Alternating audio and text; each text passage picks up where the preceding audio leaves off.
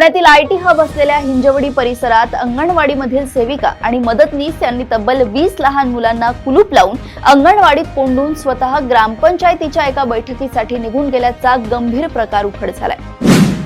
अंबादास दानवेंनी एकनाथ शिंदे आणि शिंदे गटावर तीव्र टीका केली आहे। एका निवडणुकीच्या बॅनरवर शिंदे, सोनिया आणि राहुल गांधी एकत्र दिसल्याने राजकीय वाद निर्माण झालाय। काँग्रेस नको म्हणून बंडखोरी करणाऱ्या शिंदेंवर दानवेंनी बाळासाहेबांचे विचार खुंटीला टांगले अशी टीका केली आहे। छत्रपती संभाजीनगरमध्ये अटक करण्यात आलेल्या एका तोतया IAS महिलेचे थेट पाकिस्तानच्या लष्कराशी कनेक्शन उघड झाल्याने खळबळ उडाली आहे। तोतया IAS महिला अधिकारी कल्पना त्रिंबकराव भागवत हिला 10 दिवसांची वाढीव कोठडी सुनावण्यात आली आहे। जम्मू आणि काश्मीरमध्ये ऑपरेशन सिंदूर दरम्यान सीमेपलीकडून झालेल्या गोळीबारात धारातीर्थी पडलेल्या सैनिकाच्या नातेवाईकांना पूर्ण लाभ नाकारल्याची दुर्दैवी घटना समोर आली आहे। नाईलाजानं मुंबईत राहणाऱ्या मुरली नाईक या अग्निवीराच्या आईला हायकोर्टात धाव घेण्याची वेळ आली आहे। नाशिक जिल्ह्यातील चांदवड तालुक्यातील काजे सांगवी शिवारात ग्रामपंचायत कर्मचारी सचिन हिरे यांनी आपल्या 2 मुलांसह आत्महत्या केली आहे। प्रज्ञा दौलत हिरे व प्रांजल दौलत हिरे अशी या मुलांची नावे असून तिघांचे मृतदेह विहिरीतून बाहेर काढून उपजिल्हा रुग्णालयात दाखल करण्यात आले आहे। महाराष्ट्र राज्य परीक्षा परिषद पुणे यांच्या मार्फत घेण्यात येणाऱ्या पूर्व उच्च प्राथमिक इयत्ता 5वी व पूर्व माध्यमिक इयत्ता 8वी ची शिष्यवृत्ती परीक्षा 2026 च्या तारखेत बदल करण्यात आलाय।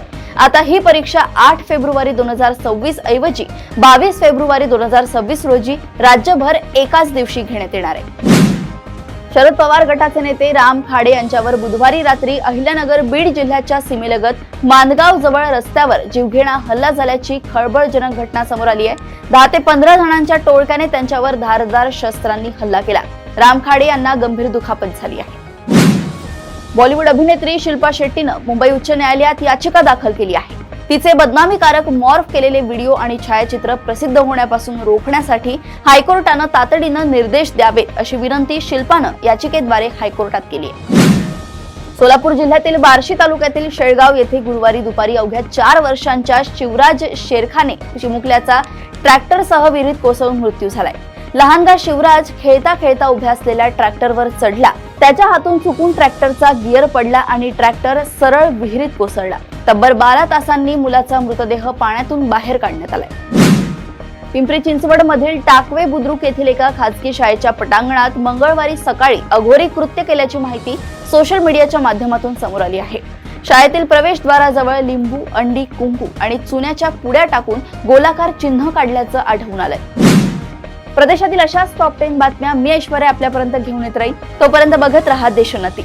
आणि अजूनही तुम्ही आमच्या चॅनलला लाईक आणि सबस्क्राईब केलं नसेल तर लगेच लाईक आणि सबस्क्राईब करा आणि बघत राहा देशोन्नती। नमस्कार।